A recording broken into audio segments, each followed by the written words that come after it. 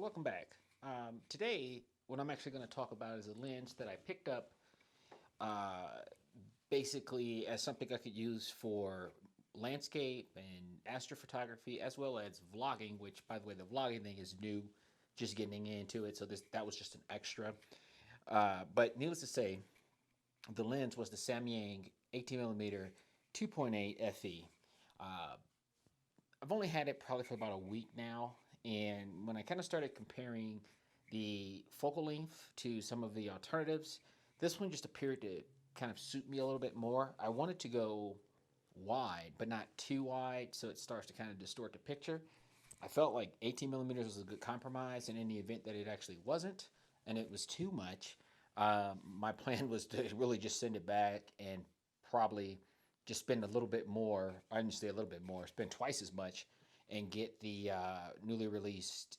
I think it's the Sony FE 20 millimeter 1.8. But so far, I've been happy with it. I'll put up some stills. I haven't had a chance to shoot as much with it as I would like, but some of the images that I've gotten out of it, they're okay. Uh, Generally, what I'm looking forward to is getting out, especially when the quarantine is lifted, to go out and shoot more landscape stuff just to see how it actually performs. And I've done video with it. As a matter of fact, if you watch my last two videos, the one about I was gonna grab the Sigma, but I actually have it on, and also about my laptops. I actually shot it with this particular lens. The thing I noticed in that video is it was wide, but it kind of distorted the picture a tad, so it made me look a little wider than I actually am. Wasn't a huge fan of that. After I shot those videos, I decided to turn on the auto correction or the correction inside the camera to see if maybe that helps. So what I can tell you about this initially is the build quality is let's see, cheap. It's $299 lens, at least when I purchased it.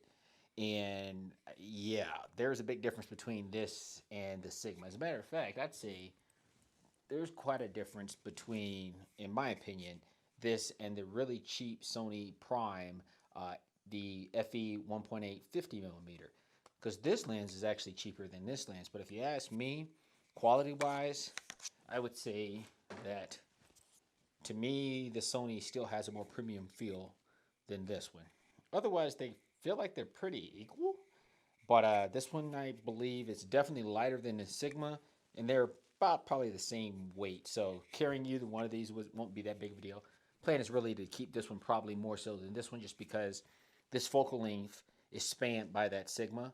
The only advantage that this has over the Sigma is it's faster since it's a 1.8. This one, on the other hand, is definitely outside the focal length of the Sigma.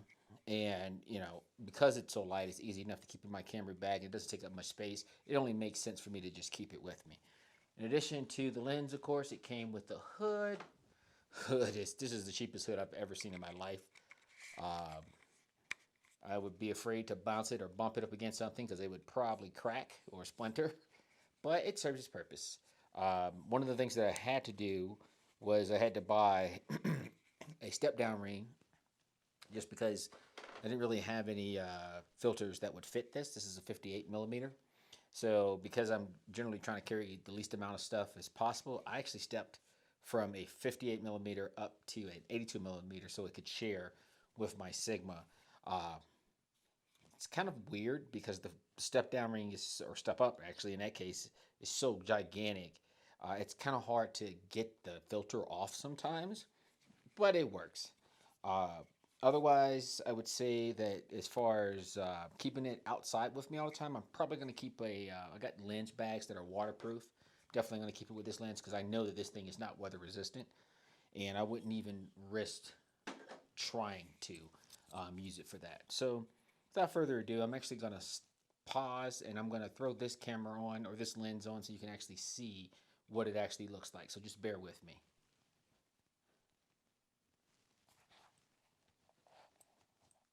And we're back. So, as you can see, there's a lot more that's going to fit in the frame with this 18 millimeter versus the 24 that I actually had the Sigma set at.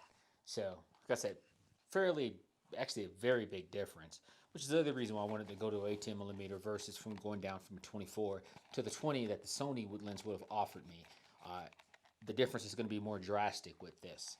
So once again, once I have the opportunity to use it more, and by the way, this time I actually have the in-camera correction turned on inside of the body.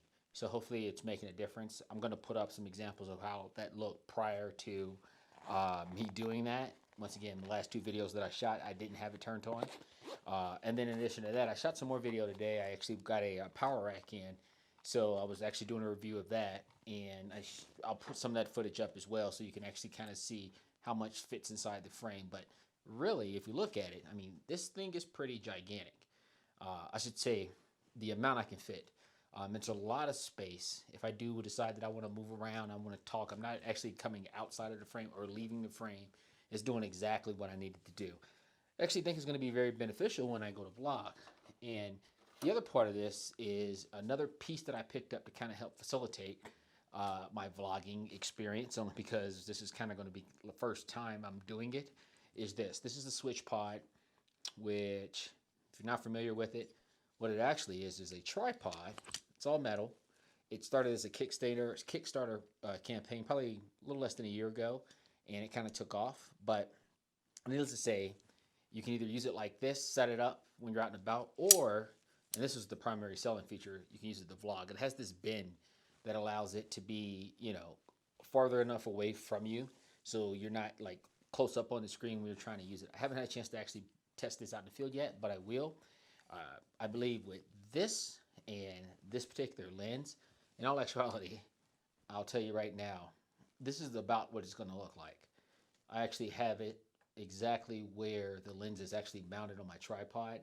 So generally when I'm out blogging, this is the picture you're going to see. This is the frame that you're going to see.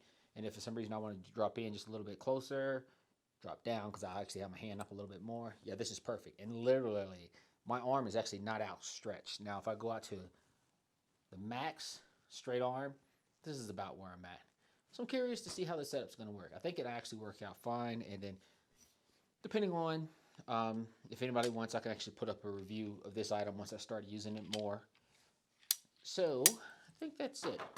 The other thing I wanted to mention about the Samyang is it actually came with this case that I don't think it's weatherproof, but it's a little nice, neat thing that they included. It's kind of a hard pack, but it's definitely got foam on the inside, so it kind of keeps your lens protected. And I think that's about it. Pick this up off at Arama, but they also have it on B&H and then, of course, Amazon, and it's usually around the same price. There are also other focal lengths to this lens. So they do make a 24. They also make a wider, I believe it's a 14, which to me that was a little bit too wide. So yeah, my plan is to use this. So hopefully I'm happy with it. And then if I'm not, then I'll just move on to something else. There were also the Tamron variants of primes that were released for Sony FE, that some of those had a little bit too much distortion, and they weren't actually 18 millimeter. The closest one I could get was the 20 millimeter, and that one, the reviews were all over the place. So I decided to go with this one. It only cost, the Tamron only cost a little bit more, since I believe that lens was running about $329 when I checked. And that one actually is weather sealed. But once again, I'm going to give this one a run just to see how it works out for me. And if it doesn't, that could be an option too, if not the Sony. The Tamron is actually a 2.8. Of course, the Sony drops down to a 1.8, I believe. But the Sony is more expensive. So if you have any questions, please click like, subscribe. But yeah, leave your questions down in the remarks section, and this is Agent Fitz signing out.